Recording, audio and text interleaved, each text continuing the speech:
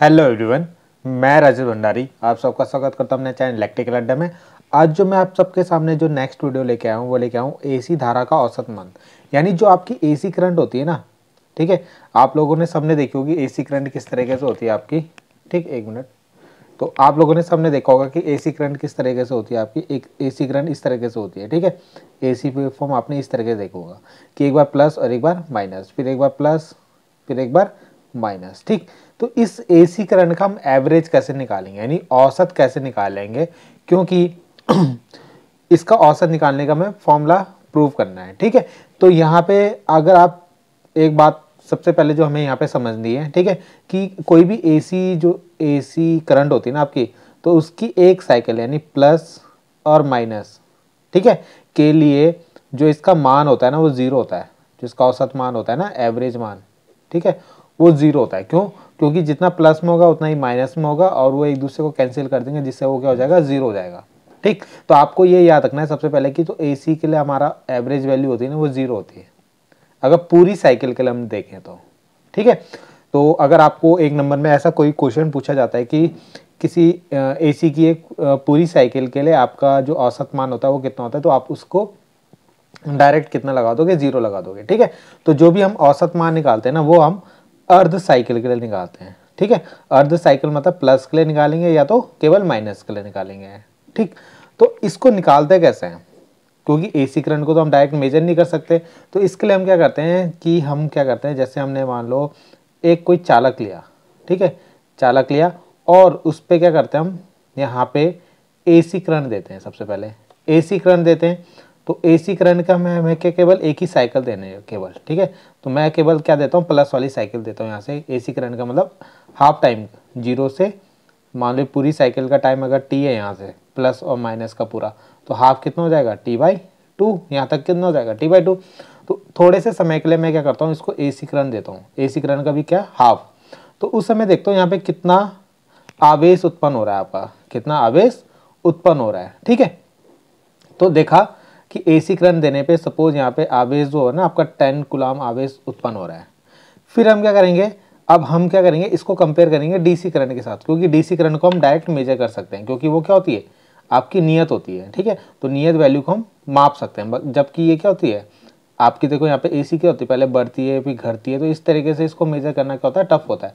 मगर डीसी क्या होती है आपकी, डायरेक्ट होती है ना, इस तरीके से आपने देखा होगा डीसी करंट ऐसे डायरेक्ट चलती है, तो उस कांस्टेंट होती है, नियत होती है, तो उसको हम डायरेक्ट मेजर कर सकते हैं। तो हम क्या करेंगे, इसी चालक को, ठीक है, या सेम वैल्यू के चालक को हम क्या करेंगे, आपकी बार डीसी करंट देंगे, और डीसी करंट देने पे हम चेक करेंगे कि यहाँ पे डीसी करंट देने पे, ठीक है, जो हम डीसी करंट देंगे उस पे भी हम समान इतना ही चार्ज उत्पन्न करेंगे, कितना, 10 कूलम।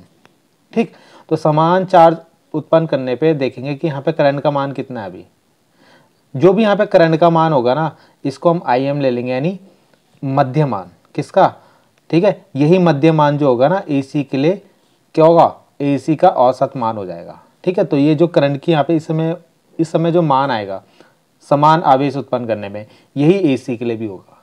ठीक, तो यही क्या हो जाएगा आपका एसी धारा का औसत मान जो डीसी के लिए आया था। डीसी करंट देने पे जो करंट यहाँ पे आई होगी समान आवेश उत्पन्न करने में, ठीक है, तो वही हमारा किसके लिए, एसी के लिए भी हो जाएगा। तो इस तरीके से हम एसी धारा का औसत मान निकालते हैं। तो इसी तरीके से हम क्या करेंगे, इसके लिए फॉर्मूला भी प्रूव करेंगे। ठीक, तो चलो वो देखते हैं। तो यहाँ पे मैंने यही डेरिवेशन में, मतलब ये डेफिनेशन में लिखा है आपका, जो मैंने अभी आपको समझाया है। तो सबसे हम इसकी डायरेक्ट क्या करते हैं, उत्पत्ति करते हैं। तो हम क्या करते हैं, किसी समय dt पर परिपथ में बहने वाले आवेश की मात्रा। अब जैसे आपको बताया कि हम एसी करंट दे रहे हैं, तो एसी क्या है, चेंज हो रही है बार बार, तो हम क्या करेंगे, थोड़े से टाइम के लिए, मान लो थोड़े से टाइम पे यानी dt टाइम पे इसमें कितना आवेश उत्पन्न हो रहा है वो निकाल लेते हैं। ठीक है, फिर उसका इंटीग्रेशन कर देंगे, तो ये पूरी साइकिल के लिए आ जाएगा यहाँ पे। ठीक, तो यहाँ पे क्या करेंगे, किसी समय dt पर आप परिपथ में बहने वाले आवेश की मात्रा, तो अगर आपका टाइम dt है तो आवेश भी क्या होगा, dq होगा थोड़ा सा, तो इसका फॉर्मूला क्या होगा, I dt। ठीक, और आपको पता है क्या, जो एक करंट का मान होता है, एक हमने क्या हुआ उसको क्या बोलते हैं, इंस्टेंटेनियस करंट को बोलते हैं। आपका कौन सी जो तत्कालिक करंट होती है उसका मान क्या होता है, I = I0 sin ω/t dt, ω/t होता है। ठीक है, आई की वैल्यू ये होती है आपकी I0 sin ω/t, और dt को ऐसे रख देंगे। ठीक है, अब हम क्या करेंगे, अभी ये तो हमने dt टाइम पे निकाला, थोड़े से टाइम dt टाइम पे, अगर हम पूरे टाइम यानी 0 से t/2 तक का निकालें तो हमें क्या करना पड़ेगा, इसका इंटीग्रेशन करना पड़ेगा। ठीक है, तो यहाँ पे लिखेंगे अर्धचक्र, अर्धचक्र यानी अर्धचक्र मतलब आधी साइकिल के लिए। ठीक है, अर्धचक्र t/2 समय में उत्पन्न आवेश की मात्रा, उत्पन्न आवेश की मात्रा। ठीक है, तो कैसे निकालेंगे, इसका इंटीग्रेशन कर देते हैं। तो डी क्यू का इंटीग्रेशन कितना होगा, क्यू, और इस पूरी का इंटीग्रेशन करेंगे I naught sine omega t d t. ठीक है, और इसकी लिमिट कहाँ से लेंगे, 0 से t/2 तक, 0 से t/2 तक ले लेंगे इसकी लिमिट। अब जब हम इसका इंटीग्रेशन करेंगे तो यहाँ पे तो सारी वैल्यू आई तो बाहर आ जाएगा, आई नॉट क्योंकि कांस्टेंट वैल्यू है। साइन ओमेगा टी का इंटीग्रेशन क्या होता है, तो ये आपने पढ़ा होगा, इसका होता है माइनस कॉस, तो माइनस कॉस ओमेगा टी हो जाएगा। ठीक है, और यहाँ पे जब ओमेगा टी का भी इंटीग्रेशन करोगे तो ये क्या हो जाएगा, ओमेगा। ठीक है, तो ये dt हो जाएगा, ये dt का मतलब ये तो हट जाएगा, आपका इंटीग्रेशन हो गया। अब यहाँ पे क्या है, लिमिट जो होगी 0 से t/2। ठीक, आप क्या करेंगे, यहाँ पे लिमिट रखेंगे, स्मॉल t की जगह एक बार t/2 और एक बार 0 रखेंगे।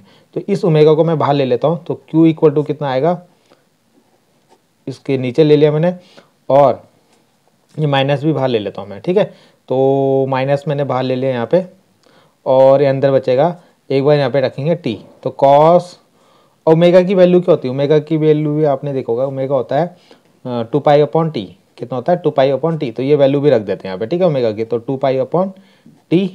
ठीक है, और एक t की जगह हम ये रखेंगे, स्मॉल t की जगह जो लिमिट है t/2, ये भी रख दिया, माइनस एक बार 0 रखेंगे, तो आपको पता है 0 हो जाएगा, t तो पूरा 0 हो जाएगा, और cos 0 की वैल्यू कितनी होती है, cos 0 इसे लिख लेते हैं यहाँ पे, cos 0 हो गया आपका। ठीक है, अब यहाँ पे देखो सॉल्व करते हैं इसको, minus I not upon omega, omega की वैल्यू यहाँ पे भी रख देते हैं, ओमेगा की वैल्यू क्या होती है 2π/t, तो 2π और अपॉन टी का कहाँ चल जाएगा, ऊपर चल जाएगा आपका। ठीक है, यहाँ देखो 2 से 2 कटा, t से t कटा, तो cos पाई बचा आपका, cos पाई की वैल्यू कितनी होती है, -1 होती है आपके। ठीक है, और cos 0 की वैल्यू कितनी होती है, 1।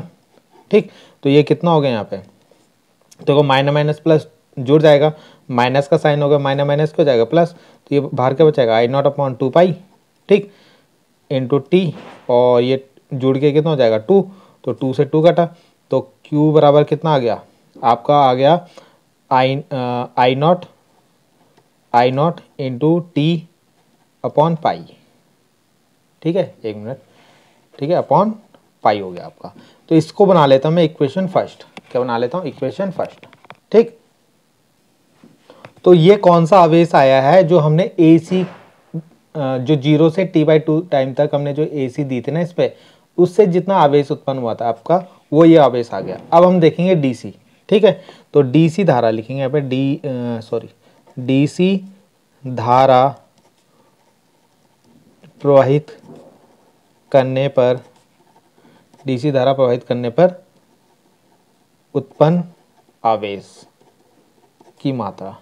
ठीक है, तो कितना आवेश उत्पन्न होता है वो देख लेते हैं। तो Q फिर से यहाँ पे भी निकाल लेते हैं। आपको पता है Q का फॉर्मूला क्या होता है, Q इक्वल टू क्या होता है, I इंटू टी होता है। ठीक है, तो यहाँ पे I जो ले लेते हैं ना हम, ये वाली करंट जो हमने यहाँ पे ली थी IM, ठीक है, मीन करंट जो होगी आपकी, और यहाँ पे जो टाइम ले लेंगे t/2 टाइम, अर्ध साइकिल के लिए निकाल रहे थे हम। ठीक है, तो ये इक्वेशन 2 बन गई। तो अगर आप इक्वेशन 1 और इक्वेशन 2 को देखो तो लेफ्ट हैंड साइड में दोनों के Q है, वो दोनों समान था, देखो मैंने यहाँ पे बताया था 10 और तो यहाँ पे भी 10, तो इसका मतलब ये दोनों भी इक्वल हो जाएंगे। तो अगर हम समीकरण 1 व समीकरण 2 को देखें तो यहाँ से क्या आ जाएगा आपका I naught into t upon pi equal to कितना हो जाएगा, IM इंटू t/2। ठीक है, तो t से t कटा, तो अगर यहाँ से हम IM की वैल्यू निकाल लें, ठीक है, जो हमें निकालना ही है मध्यमान वाला IM की वैल्यू, तो IM की वैल्यू कितनी आएगी यहाँ से, ये 2 यहाँ मल्टीप्लाई में चल जाएगा, तो 2I0 अपॉन पाई। ठीक है, और यही AC धारा के लिए क्या होता है, औसत मान का फॉर्मूला होता है। ठीक है, इसको और सॉल्व करते हैं ना जब, ठीक है, तो यहाँ पे जैसे कि आप 2π को अगर सॉल्व करोगे, पाई की वैल्यू जैसे आप 20 पाई की वैल्यू या हम यहाँ पे 22/7 रख दें या 3.14 रख दें। ठीक है, 14। अगर हम यहाँ पे रखें तो इसको जब सॉल्व करते हैं ना, तो इसका यहाँ पे डायरेक्ट मैं आपको बता देता हूँ 0.637। ठीक है, इन दोनों को सॉल्व करके ये आता है। ठीक है, तो इसको हम ऐसे भी लिख सकते हैं I0। तो ये भी आपको कहीं कहीं देखने को मिलेगा। ठीक है, तो ये भी आप डायरेक्ट इसको याद कर सकते हो कि IM इक्वल टू कितना होता है 0.637 I0। ठीक है, तो यही क्या होता है, AC धारा का औसत मान का आपका फॉर्मूला होता है। ठीक है, अगर कोई पूरी साइकिल के लिए पूछेगा तो पूरी साइकिल के लिए क्या हो जाएगा, 0 हो जाएगा। वो मैंने आपको स्टार्टिंग में बताया था। तो ये हम अर्ध साइकिल के लिए निकालते हैं। ठीक है, तो आई होप आपको ये समझ में आया होगा। अगर कोई भी दिक्कत हो ना तो प्लीज़ कमेंट कीजिएगा। मैं आपको जो क्लास 12 की जो फिजिक्स है ना, हर टॉपिक करा रहा हूँ, और जो एग्ज़ाम में आते हैं वो ये तो एग्ज़ाम में आता ही आता है आपका, बहुत इंपॉर्टेंट है आपका। ठीक है, ऐसे हम इसके बाद जो है RMS वैल्यू के लिए निकालेंगे। RMS वैल्यू निकालेंगे किसकी, AC धारा का। ठीक है, तो AC धारा की RMS वैल्यू का फॉर्मूला जो है इसके बाद हम प्रूव करेंगे। ठीक है, नेक्स्ट वीडियो में। तो आई होप आपको समझ में आया होगा। Thank you.